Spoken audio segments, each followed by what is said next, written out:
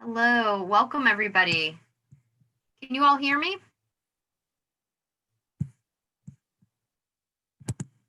Yes, all right, good. I just want to make sure before we get started. Thank you everyone for joining us here for Tipping Point, Connecticut's first Affordable Housing Conference Series. My name is Kylie Goslin. I'm the Executive Director of the Partnership for Strong Communities. So throughout this week, the partnership is hosting over 30 sessions featuring local, state, and national experts leading conversations that explore challenges, share best practices, and coalesce us around critical next steps to address key affordable housing issues here in Connecticut.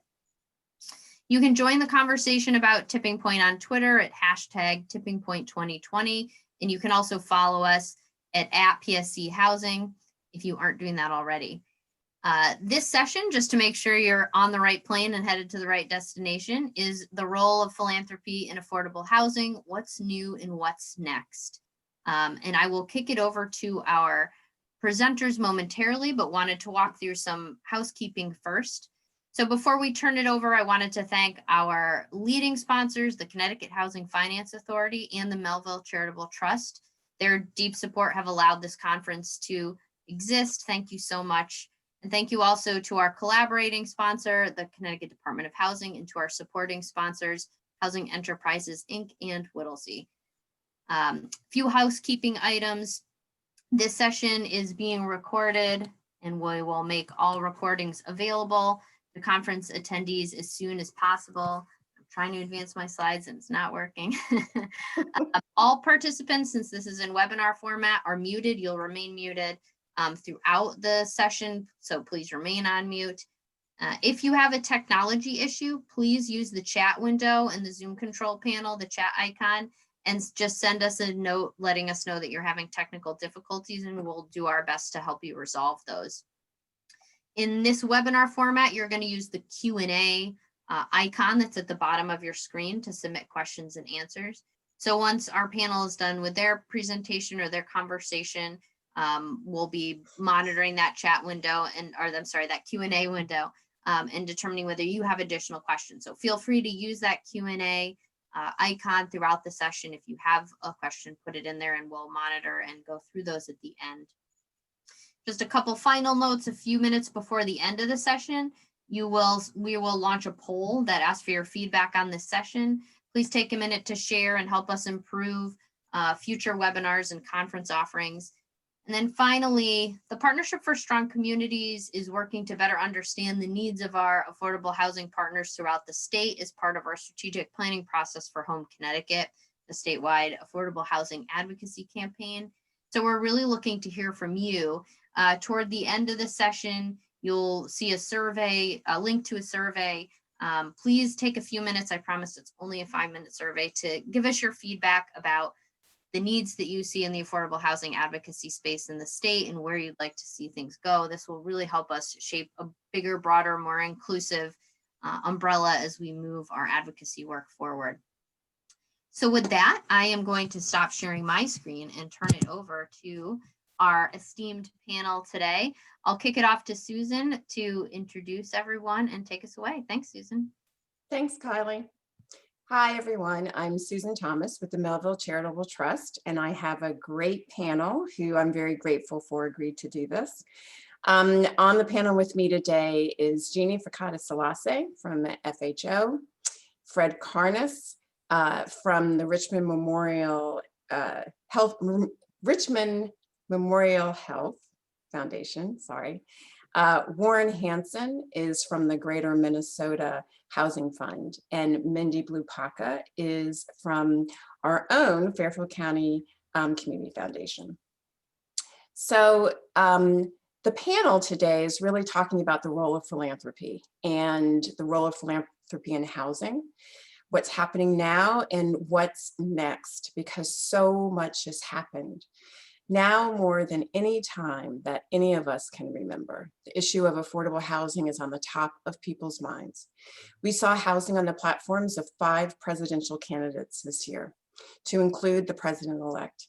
We see housing and homelessness regularly in mainstream print and digital media, and featured on public radio and on various podcasts. And just as the images of Emmett Till and Bull Connor shocked the nation in acknowledging what was actually happening in the South, today, knowing that Black people die from COVID at twice the rate of white people, and watching videos of Black people being murdered for everyone to see, this nation is again wrestling with the fact that systemic racism is real. Black, Indigenous, and people of color have known this fact since before this most perfect union was formed. Books like The Color of Law by Richard Rothstein, and too many others to name, have documented evidence of how government and systems have deliberately stacked the deck against Black, Indigenous, and people of color, BIPOC. And where and how you live underpins it all. Today, ordinary people who care about this country and their communities are talking about racial equity and about housing. Many people are calling for housing justice. Jeanne, at FHO, you've had you've dealt a lot with this. Tell us about FHO and what does housing justice mean to you? First, I want to thank you so much for the opportunity to be here and to share my perspective from where I sit managing a national funder collaborative that's focused on housing. So FHO stands for Funders for Housing and Opportunity. And we're a funder collaborative. We have about 12 members, mostly large, mostly regional or national foundations. And these funders came together under Susan's leadership about 5 years ago now to figure out how they could collectively have a broader impact than they could individually. And these foundations did a series of listening sessions where they asked practitioners and experts in the housing field what was most important to them and what role funders should play. And in response, this group launched FHO in 2017, not as an affinity group, but as a funding collaborative. So our primary focus is grant making in 3 areas: policy advocacy and organizing, narrative change, and then elevating what works. All of this toward the North Star of a world in which all renters, regardless of income or race, can afford a safe, stable home in a community with amenities that support better health, academic achievement, and economic mobility. So what does housing justice mean to me? Our nation's housing laws have historically discriminated against people of color, which meant white communities having proximity to good schools and grocery stores that are stocked with fresh fruits and vegetables, good doctors and nearby hospitals, green spaces, clean air to breathe. And communities of color were segregated in areas that did not have these amenities or necessities. So where you live matters, as Susan said. These advantages over several generations have let white people get ahead and people of color, particularly Black families, left behind. And all you have to do is look at the data disaggregated by race to see that people of color disproportionately experience homelessness, earn lower wages, pay a higher percentage of their incomes on rent, have lower life expectancies and lower home ownership rates, and higher and more severe incidences of COVID-19 and other health situations. And the list goes on. So for me, housing justice means righting those wrongs, and it means taking affirmative commitments to things like fair housing. And Jeanne, is there a difference between housing justice and racial equity? So I think housing justice is one necessary component of racial equity, but I don't think they're exactly the same. I think housing justice is absolutely necessary and it's related to racial equity, but it's just one path that contributes to the broader goal. Mm-hmm. The work of FHO, I'd say, is inherently cross-sector because stable housing is the foundation of a person's success in so many aspects of their life. And one thing that I've learned through our narrative change work that we're funding is the importance of connecting housing justice to racial equity and things like the movement for Black lives. As we hear grassroots advocates across the country start talking about defunding the police and putting money into other priorities, when you ask what those other priorities are, housing is way up on that list, and it never has, in my memory, been kind of on the tip of the tongue of real grassroots advocates all across the country. And so now I think is the time for us to reinforce the idea that housing is not just a commodity that can be bought and sold, And the story we need to be telling is not so much that housing is a tool for me and my family to gain assets and break the cycle of poverty, but we need to be telling the story of housing as a common good, and that when people are stably housed, whole communities benefit. Thank you, Jeannie. And Mendi, most people do know you and know Fairfield County Community Foundation. But for those who don't, tell us a little bit about your foundation, a little bit about what housing justice means to you, and what you guys are doing in Connecticut to help achieve that. Sure. Thank you, Susan. So for those who don't know, Fairfield County's Community Foundation is the community foundation that serves the 23 towns and cities in Fairfield County.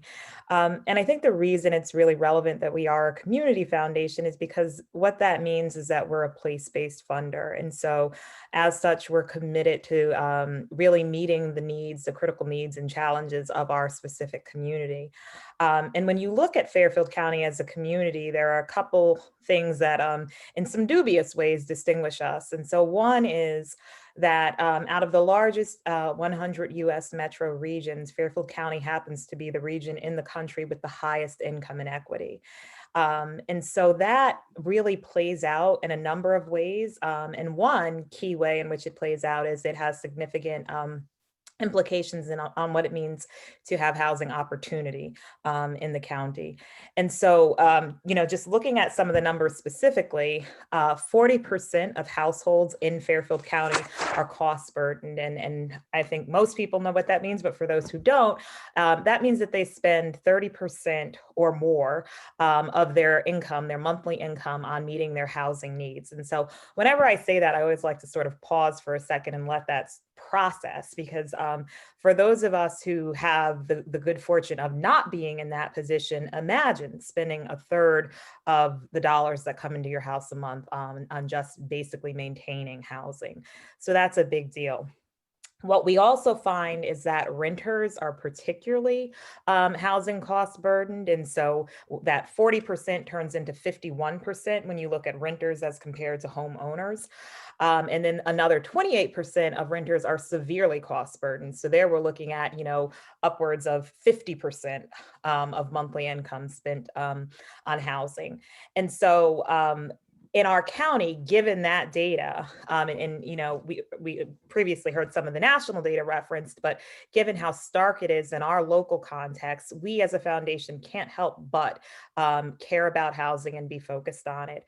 And we have been for quite some time. And I know we'll get into a little later various ways that funders and philanthropy can engage in housing. But previously, we had a real brick and mortar strategy. So for 10 years, actually 11 years, we ran the Fairfield Counties, or we sort of co-led, spearheaded the Fairfield Counties Funders Collaborative. And that was a funding collaborative, much like FHO, where we were focused on bringing brick and mortar units online. Over the course of the 11 years, we brought about 11 units online, most of which are still affordable to this day. But we realized that that was not a sustainable strategy for the foundation because it's incredibly expensive to actually build units. And it wasn't a sustainable strategy to actually change the algorithm, right? And so we have progressively as a foundation been pushing in terms of our community impact work of thinking about how we don't just sort of plug the holes and keep the water from coming in and sinking the ship, but how we really set the stage so that we can navigate better overall. And so one of the things that we're really focused on in terms of improving that overall landscape for navigation is the Fairfield County Center for Housing Opportunity. And so what that is a collaborative of a bunch of players, now more than 70 partners, who really span the spectrum of groups that touch housing. So nonprofit and for-profit developers, CDCs, public housing authorities, cities, housing advocates, really running the gamut. And what we realize is that although we are referred to as a region in Connecticut, which is driven by home rule and as anyone who works in Connecticut knows, who works and lives in Connecticut knows, we are very committed to our small local territories. And so we understood that context, but we also knew that without a broader regional thinking in terms of policy and data and zoning and planning, we weren't going to get very far. So that really is the core focus of the Housing Center, is figuring out how you maintain that local perspective, which is deeply ingrained in both our the way that we function as people in this state, but also codified in our laws and our processes. So how you work with that and through that, but also bring a regional lens to the work so that we can get to some more systemic solutions. And the last piece that you asked me, Susan, in terms of racial equity in housing, I too don't think that they're the same, but I do think that they're inextricably linked, right? And so, going back to some of the earlier data when we talked about how renters are particularly housing burdened. Well, the reality on renters versus homeowners is pretty stark in terms of race. So within Fairfield County, 79% of white people actually own their homes. If we look at Black people, that's 41%, and for Latinx families, that's 37%, right? So those are really big differences. And so if we're thinking about the way that that burden of, renters bearing the brunt of the burden is borne out, it's certainly amounts to significant racial disparities. And, I think we'll get to this more, but it was alluded to in your intro, Susan, that's not by accident, that's by design, right? And so we know that historically, whether it was, the unequal ways in which the GI Bill was implemented, or redlining and the sort of missed programs of the New Deal, or predatory lending, or today where we see vast inequities in terms of appraisals, depending on race, it's by design. And so we have to think about racial equity if we're thinking about housing opportunity. Thank you, Mendi. And I'm glad both of you too recognized the difference, but then also said that they are inextricably connected, and they are. Mendi, you talked about originally you were investing in housing, and it was in bricks and mortar. It was in buildings. And a lot of times when funders think about housing, they think about bricks and mortar, and they say, oh, no, I don't want to do that. But there are many ways that funders can engage in housing, and like you said, Mendi, and set the stage.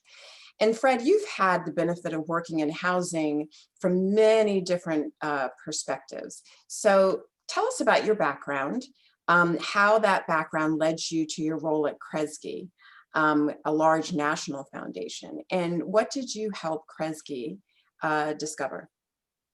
Thank you, Susan. It's a little dangerous to ask an old person to talk about their career, but I'll give it a shot here.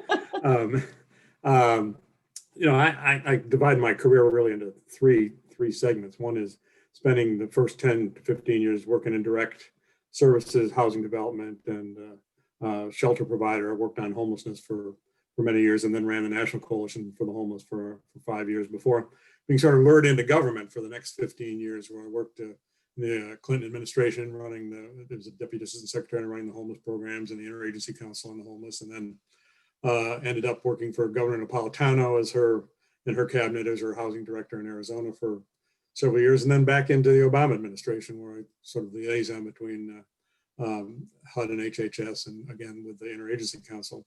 But for the last 10 years, I've been involved with philanthropy.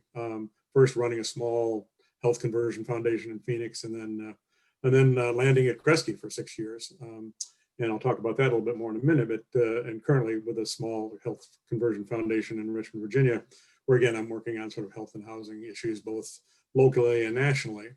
I think your question is a good one, because I think the how and why philanthropy gets involved with housing, or enters the housing space, is an important question, both for those who are looking for funding and for those who are funders.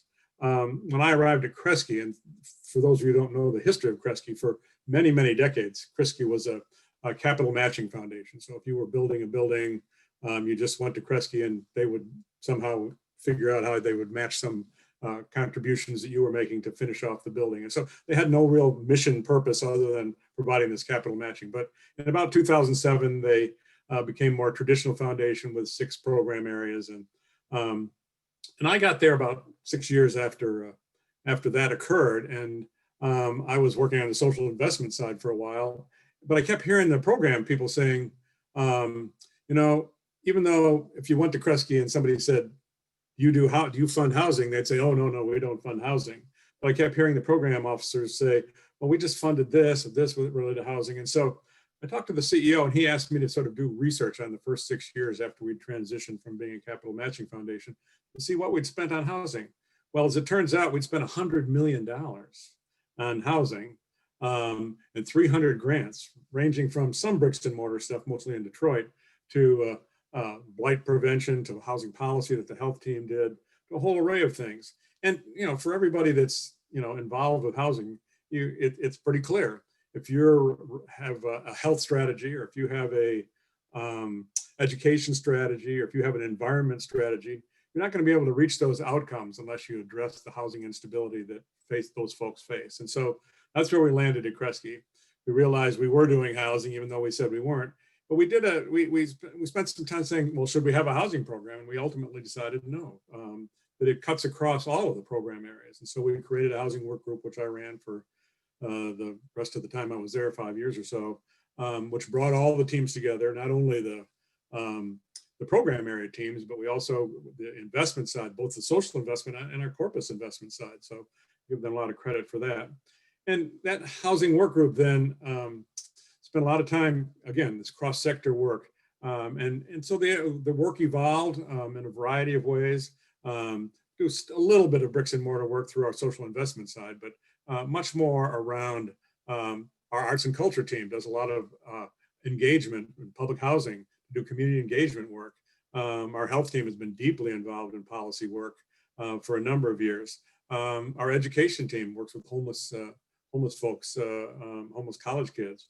So that whole piece is sort of the way that we entered the world. And I think as you are seeking funding from philanthropy, you need to talk to them about, you know, maybe they say they don't fund housing, but it may tie into their education work or elsewhere. And then finally, I mean, we've evolved to a real deep commitment to community voice and racial equity organizing and power building with groups that are working on housing at the local community as a way to sort of accelerate housing work without providing bricks and mortar funding.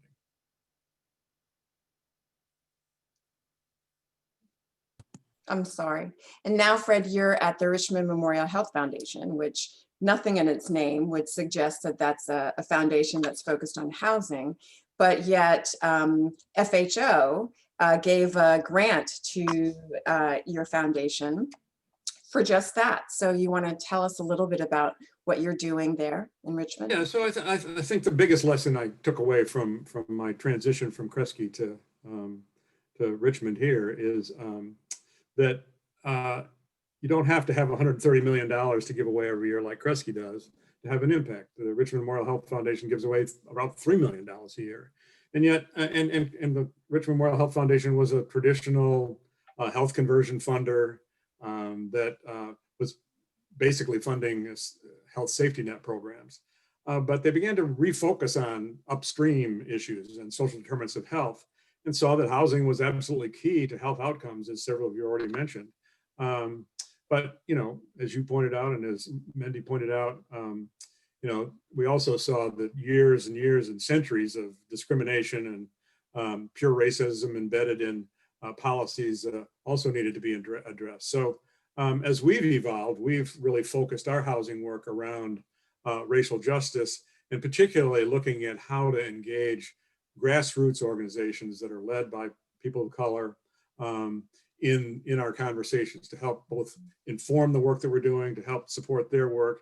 And that's, you know, that's different for a lot of foundations. So people find it risky. A lot of those small foundations don't have the infrastructure that we tend to expect in philanthropy. Mm-hmm. But we've put together a learning cohort to go along with this to sort of say, help us understand how you work, how we can be more supportive of that grassroots work, how we can be supportive of your leadership, and help us understand how we can change the way we do business to be able to really make a difference in the housing work that you're doing at the very grassroots level. Yeah, I think that's great. And that's so important. I think, especially in this moment that we're experiencing now, we have to think about doing things differently, and engaging different, unusual partners, not the usual partners, the large, big organizations that are typically white-led, but really thinking about who's on the ground in community and how can we help build capacity there. Warren, you've got lots of experience with this. You're not a foundation, but you sure are a funder as an intermediary. And you have worked very closely with Philanthropy and many community partners. So tell us about your work in Minnesota, and what you're doing to advance affordable housing there. Thanks, Susan. Yeah, greetings, everybody. I'm Warren Hanson, and president of Greater Minnesota Housing Fund. And we are a creature of philanthropy, just to kind of go back to our roots. We were created by the McKnight Foundation about 25 years ago, and Blandon Foundation, a smaller foundation. It's a rural foundation in Minnesota. And we evolved, as you know, around the country, there are many, many community development financial institutions, hundreds, in fact. And as intermediaries, CDFIs, or community development financial institutions, assemble capital and then make that capital available to underserved communities. So we do that at a certain scale. We're not the biggest by far. There are many that are 10 times bigger than us. But we do make about $40 million a year available throughout the state in small rural communities, as well as the metropolitan Minneapolis-St. Paul area. And we fund the whole spectrum of affordable housing, from everything from shelters to permanent supportive housing for those that are formerly homeless, to multifamily rental, and affordable home ownership, Habitat for Humanity, and even just workforce home ownership, and getting people into home ownership so they can build wealth. And we consider the whole spectrum to be, really important to address, because there are reasons that you want sometimes to help people build wealth at the same time that you're helping people get out of the trauma of homelessness. And so it's a balancing act as a CDFI, as any funder. You're trying to do good in multiple areas in the housing field. So we also have a particular pillar of work in preserving naturally occurring affordable housing, which is an acronym called NOAA housing, which never had any federal subsidy, state subsidy, philanthropy subsidy, but today is at risk of being lost because of speculation, and is being acquired by investors and then converted to more upscale housing. And we've seen thousands of people displaced during that process before the pandemic. And then for us, housing justice has become profoundly more clear during the pandemic. And of course, this is just a few blocks from where I live here, where I'm talking from, is where George Floyd was murdered by the Minneapolis police. And so, as you can imagine, that drove the point home in the middle of the pandemic, as it did throughout the world, extremely forcefully, and caused a lot of uprising, a lot of soul searching, and a lot of rethinking. But most of this work was actually in process anyway by Philanthropy in Minnesota, to Philanthropy's credit. But during the pandemic, we started a health and housing initiative before the pandemic. In fact, we had a health and housing summit on February 25th. It could have been a super spreader event, we don't know. But we had a summit with all the healthcare providers and insurers in Minnesota, United Health, all the big ones, and all of the housing development, affordable housing organizations. And little did we know that it would be a pandemic a few days or weeks later. But this has been driven home much harder again, that housing is healthcare, and the disparities with with affordable housing, access to stable housing, and the lack of stability that's caused by the lack of access directly impacts people's health, from the trauma of homelessness for children to chronic health conditions and even life expectancies. We have data in Minnesota that says that a chronically homeless person will live 12 to 17 years shorter life than anybody that's stably housed. And the same is true for educational outcomes. That highly mobile students have a profound educational setback every time they move, and it damages their ability to graduate from high school. So we view housing justice as a very complex issue, everything from health and housing to having philanthropy work in close alignment with state government, because we know that the greater amount of resources and the ability for policies, state policies and local policies for that matter, to affect access to housing are realized at the state government level. And that advocacy and policy work is really where a lot of the systems change is prompted and promoted and ultimately achieved. So we place a great emphasis, as does McKnight, as do many of our foundations, the Minnesota Council on Foundations, on policy and systems change work, advocacy at the state level and at the federal level. But we have a great nonpartisan or bipartisan approach to affordable housing in Minnesota. And so we do have, people on both sides of the aisle. They get it. I would say candidly, I don't think we have people on both sides of the aisle quite getting it on racial justice and housing, but they do get affordable housing. So we're half a step into the conversation in that sense. And we are, we're a good partner with philanthropy, and philanthropy is a good partner on affordable housing in Minnesota. Can you touch really quickly on the governor's task force and where that is now? Yes, and that was a great example of philanthropy and state government, philanthropy and housing organizations and state government working very closely. So in 2018, our governor convened a state housing task force. Now, this was really a commission, but it had to be called a task force. And that convened 28 governor-appointed individuals from business, philanthropy, nonprofits, faith community, and so forth, local government. And it came up to, spent a year getting input and having town hall meetings all over the state, came up with a document, a report that established state goals for producing affordable housing and addressing housing stability issues and housing disparities. And these 6 goals, I won't go through them all, but as you can imagine, one is housing production, another one is housing preservation, another one is housing stability, and so forth.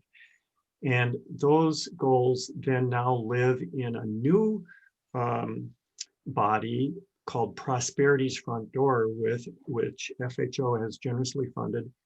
And that organization has an indeterminate life, but has established outcome measurements so that the goals that were set in the Governor's Housing Task Force then are measured annually through a scorecard.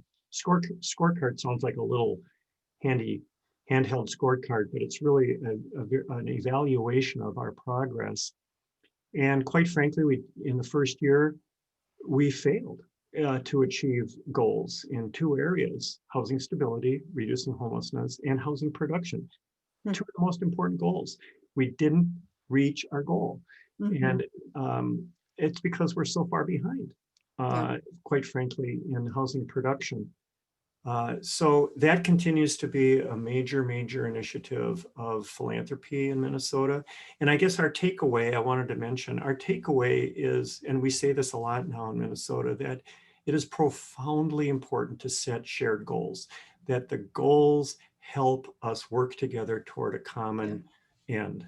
And so we have to own the challenges together, and we have to own the successes, and we also have to own our shortcomings. That's right. And if you don't set goals and if you don't have targets, then in your case, how do you know if you're doing well? Right. You don't. So awesome work. So all of you have talked about different types of philanthropic investments, running the gamut really, around education. Fred touched on at Kresge and health and narrative change. And what do you see, especially, it seems like we're kind of at a turning point and we're having probably a cathartic moment a day, I think. And so do you see this shifting and the focus of philanthropy in the coming years? And if so, in what ways? Warren, you want to take a stab, or anyone else? The role of philanthropy, I thought Jeanne was maybe going to jump in on that since Sure, I can. she's, oh, well, I'll defer to Jeanne. Okay. And then maybe join. Warren, you can add. Yeah.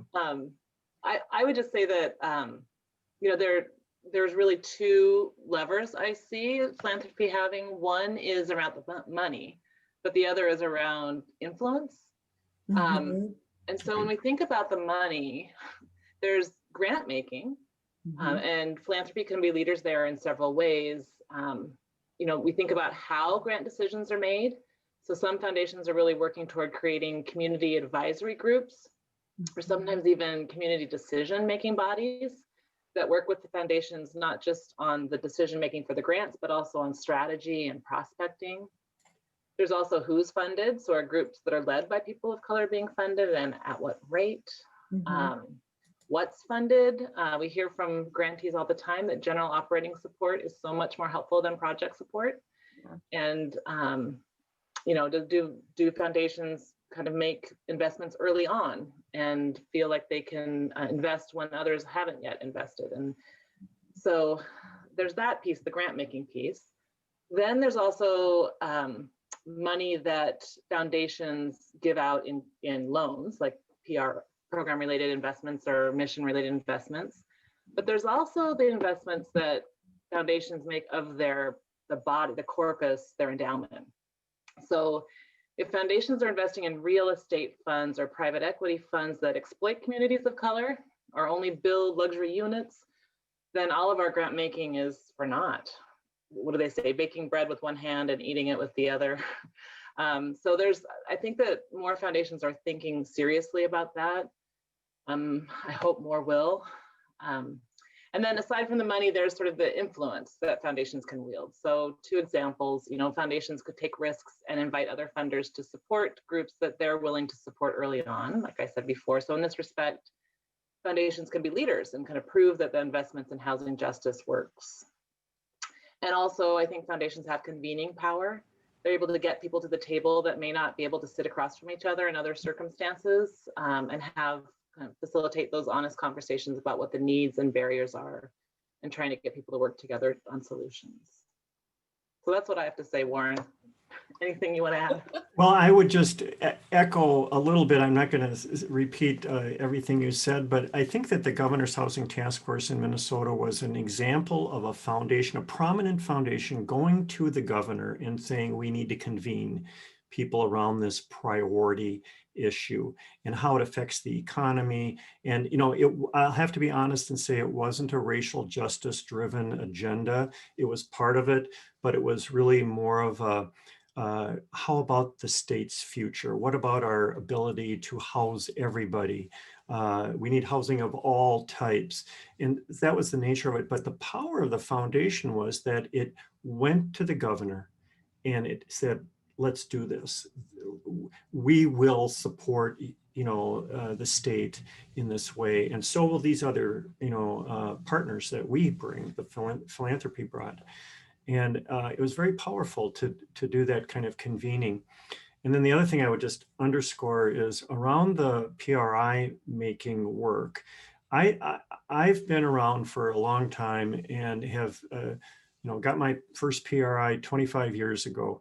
And I will say, and I hope I'm not impolite, that the PRI activities haven't really, in my mind, gone to the scale that they could or need to. And my understanding is that the staff of foundations and even the leadership of a foundation, the president of a foundation, wants to do this more and more. And in some cases, they are doing it at scale. But it is the boards and the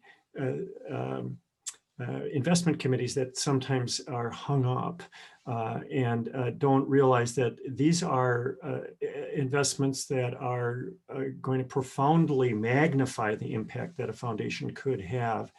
And a good place for foundations to go to learn more about that, if not already involved.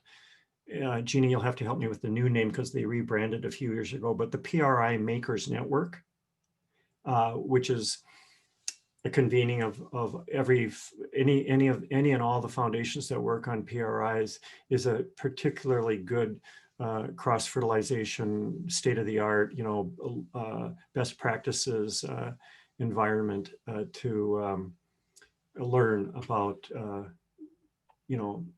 how to do that in a really effective way.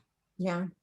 Is that, that's not Mission Investors Exchange? It is. That's the new name. Okay. Yes, we just joined that actually. And we just made the trust just made its first investment in an national affordable housing fund from our corpus. So we've committed 50% of our private equity investment allocation to impact investing. So we're excited about that. That's phenomenal. Speaking of shift, we are in the middle of a pandemic. We have seen and are just really bracing ourselves for what could be a tidal wave of people becoming unhoused, or even more unstably unhoused. What are some of the things that you are seeing across the country in terms of COVID and COVID recovery? And Mendi, I'd love for you to talk about some of the things that you see here in Connecticut, or maybe what's needed here in Connecticut. Jeanne, you want to take a stab at that? Okay, I thought you said Mendi. I'm happy to. So, Warren is right. COVID-19 is a great example of how our systems are so interconnected. It started as and continues to be a public health crisis, which has turned into an economic crisis, and now a housing and education crisis. And I think the pandemic has made the importance of stable housing really undeniable and underscored our connection, the housing connection to other sectors. So like when a person loses her job and unemployment benefits run out and she can no longer pay the rent, the eviction moratorium really only delays the inevitable. And when a family experiences homelessness, they're more susceptible to COVID-19. And where are they going to quarantine? And when children don't have a stable home with reliable internet access and a computer or a Chromebook, they can't participate in remote learning, and on and on and on. And so, yes, I think the pandemic is really widening the lens that foundations and when I used to work for the Sisters of Mercy, we called it the people in the pews, that we all use when we think about housing. So for FHO, when we decided how to respond to COVID-19 back in March, we really took a two-pronged approach. So we typically fund systems change level work. So consistent with that, we made a few large grants to organizations to help local jurisdictions really think about and act on how public COVID funds can be more equitably deployed. And I can drop the names of those websites into the chat. I'll do that before the session ends, so anyone can have access to those. But we also funded some things outside of what we would have normally funded. Things like legal aid organizations, eviction hotlines, rent relief pools, street outreach, mutual aid, caseworkers to help people move from the street to motels or from motels to permanent housing. And I think equally important is work that we've already been funding, with Opportunity Starts at Home. I can also drop that link in the chat for you, but it's really working to help other sectors see housing as important to the goals that they seek to achieve in health and education and civil rights, seniors and jobs and climate change. And so I guess what I think the pandemic is doing for our country is helping people really see the importance of housing as a foundation for kind of equitable life outcomes for all people. So in terms of Connecticut, I think, frankly, it doesn't look that much different than anywhere else in the country. But very specifically, the governor of Connecticut has extended the eviction moratorium till the end of the year. And so there is, in terms of immediate crisis, there is a sense of, for lack of a better word, relief. But I think everyone who's looking at that realizes that it's just a tsunami that's sort of waiting to happen, right? And so what we do between now and the end of that moratorium really matters. And I think there is, in terms of going back to the role of philanthropy as an influencer, there is a role really for philanthropy to play in terms of influencing policy and ringing the alarms when they need to be rang. So that's certainly one piece I see, happening in terms of movement building and organizing around sort of heightening that story, which is that despite the fact that because of the moratorium, we have people who will likely be housed until the end of the year, we're going to have lots of people with past due rent in crisis. I think as of October, there were in Connecticut almost 100,000 people that were already behind in rent as of October. So you can imagine what it's going to look like in January, right? So what are we going to do about that? We do have a rental assistance fund. I think the feedback on that has been mixed. Many people find it rather complicated to access, both advocates and tenants. So I think the questions around administration need to be asked and answered. But we need solutions and we need attention. I think, though, this question about what this moment means in terms of attention being paid to housing right now is a really interesting one, because I agree that, yes, we do see so much conversation that we've never seen before. Just the fact that we're having this conversation and people are paying attention means something, right? But I also think what the pandemic has shown us is that we live in two different worlds, right? And so it's a tale of two crises, really. And so for many people, the fact that 100,000 people are behind in their rent and are going to face potential eviction as of January 1st really isn't a part of their reality. And so there is a lot of public will building and understanding that still needs to happen. And I think that's a big role for philanthropy too. So when we think about like the work of the Fairfield County Housing Center and the narrative change work that we heard about this morning with Dr. Manuel, which the Housing Center engaged her around, that's really important work, because that's happening in communities often where this isn't really a part of the conversation, where the majority of people are actually homeowners. And so they're not thinking about rental eviction. And so I do think that it's very easy sometimes for those of us that work in this space to get caught up in assuming that everyone's paying attention because we are and more people around us are, but everyone really isn't paying attention. So I do think there's a real role for philanthropy to continue to spark the conversation where it might not be happening, and where the crisis of COVID really isn't a crisis at the level that it is in many communities of color and low-income communities in particular. Yeah. And you talked about this moment. I think we've all mentioned it a little bit. We're also in a moment where we're going to have a new administration. And that opens up possibilities. And if the Senate changes, opens up potentially more possibilities. And it's an administration that's in tune with the needs of low-income households, that uses the phrase systemic racism, and actually knows what that means, understands the importance of affordable housing. And as I mentioned earlier before, President-elect Biden is one of the candidates who had a housing agenda as part of his platform. And so what should we be doing? What should philanthropy be doing to hold the administration accountable to this change? Fred, you have certainly been in this role in a couple administrations, and would love just to hear your wisdom about what you've learned and what we should be thinking about.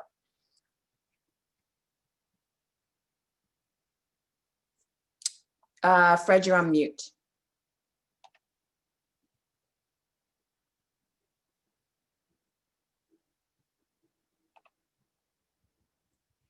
Might be Still on mute.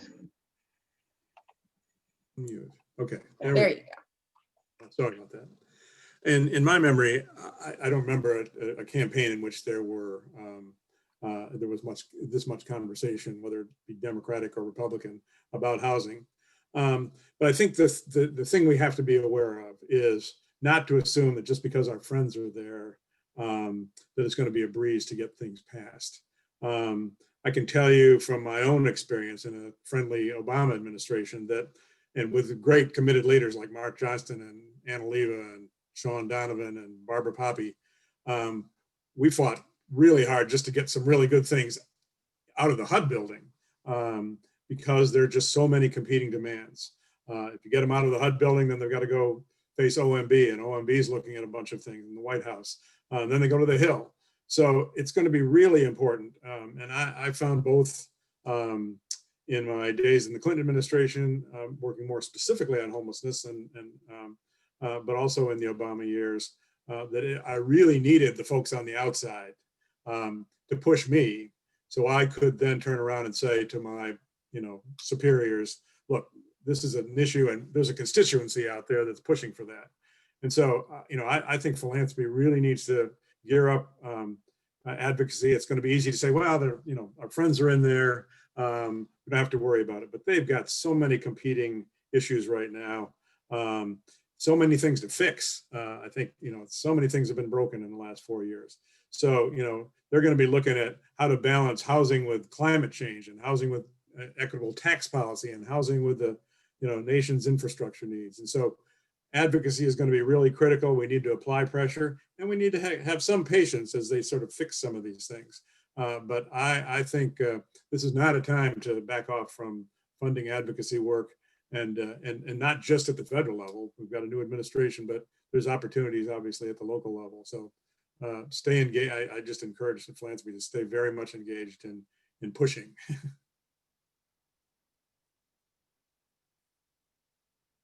Susan, you're muted. Sorry, I'm glad that you said about the federal and the local levels. Even though we're local here in Connecticut, what happens nationally, as we found out with the CARES funding, affects us. And so how to make sure that we are aware of what's happening at the national level. We're coming towards an end, and I only see one question. And that's for Warren. Someone wanted to know if you could talk a little bit about what NOAA housing includes, maybe some examples of and who benefits from. Sure, and I was just in the middle of typing an answer, but I will gladly stop that and speak. So NOAA housing, first of all, it stands for Naturally Occurring Affordable Housing. And the best way to think about this is it's old rental housing. The only reason it's affordable is that it's 50 years old. It was built in the 60s, maybe even in the 40s or the 30s. And in a lot of cases, it's well maintained. I mean, people do take care of their rental housing assets in most cases, but there's a lot of examples, of course, where it's in poor condition and really needs a better steward or better owner manager. But the question was, who benefits from this housing? Well, this housing is the housing that probably many of us lived in, when we first left home. And so it benefits people just starting out, but it also benefits, and it's very much at risk, because of age and because of where the big money is looking right now, which is in this asset. It it's very much at risk, and it also benefits people that are the lowest wage workers that we have. And it's hard to say this, but the truth of the matter is that this housing is more affordable than even our subsidized housing. It is just so affordable. If you think about this is not the same thing, but if you think about a manufactured home park and how affordable that is, it's very low income households. They're living in very maybe unstable situations, but that is very, very affordable housing, and older rental housing is just a notch above that. And so it's important to preserve it. It's important to do things creatively that will even just help small landlords. And I'll just mention there are organizations like Community Preservation Corporation in New York City and Community Investment Corporation in Chicago that have for 30, 40 years made it their business as nonprofits to stabilize small landlords and small mom and pop owner operators of rental housing, because by way of an example, in Minneapolis, for example, 50% of all of our rental housing is 4 units or less. So this housing is invisible. It's extremely important to preserve and stabilize, and we're never going to be able to do it with money. A lot of federal money. We have to do it in a way that helps that part of the market, which is very fragile but very locally owned. And I'll just give you one example of how we found this to be very important in Minnesota. Morgan Stanley just made a $4 million grant to the Family Housing Fund in Minneapolis for the sole purpose of helping 110 households become owners of duplexes or triplexes over the next 3 years. And the goal there is dual: create more rental housing that's locally owned by an owner operator that actually lives in the same building and helps build wealth for a low income household and skills, managing property, managing assets, managing money. So I've gone on a little bit, and so naturally occurring affordable housing includes all of these things, and it's very much underappreciated and very very important. Thanks, Warren. Okay, we have 3-minute countdown. So I'm going to challenge you guys, lightning round. 1, 2 sentences. What gives you hope? I would say that what gives me hope is being able to witness the tenacity of the groups that we're funding. I mean, they are not giving up. And I think it would be easy to think this work is too heavy, the problem's too big to change, but I see the groups that we're funding working every day at it and not giving up. And I think that's really what gives me hope. I am inspired or excited, hopeful, certainly about the changing national context and the fact that we will have an administration that is likely going to be much more amenable and friendly to many of these goals. But that said, I'm really excited about what's happening locally, because I do think that although housing is a national issue, it's really locally where the rubber hits the road. And every single community has different naturally occurring housing, different zoning contexts, et cetera. And so locally in Fairfield County, I'm incredibly excited about the increase in organizing activity that we're seeing, as well as the fact that we're beginning to have these conversations. And many, it's not all of us at the foundation calling and starting, but people coming to us and saying they want to start talking about it in communities like Reading and Ridgefield and Darien. And I think, conversation is just conversation, but it is the beginning of a seed of interest. So that's really exciting to me. Awesome. I would say that as sort of the first wave of a boomer myself, I shared some of the arrogance that we used to have, that what was going to happen after we were gone. and I am just convinced, having lived in New Orleans and watched the statues come down, now living in Richmond, watch the statues come down, that was all accomplished by young people.